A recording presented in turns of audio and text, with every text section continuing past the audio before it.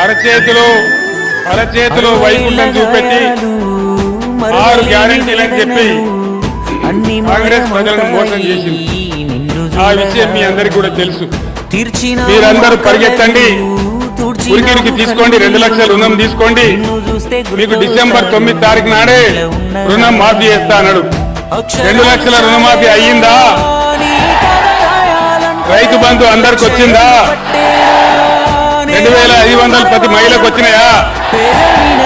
ఏమి తప్పు చెప్తున్నారు? 5000 వస్తున్నాయట కదా, అక్కడ వస్తున్నాయి. మంచిర్యాలనే వస్తలేవా? 2500 వస్తలేవా? కళ్యాణ లక్ష్మి తులం బంగారం వస్తలేదా?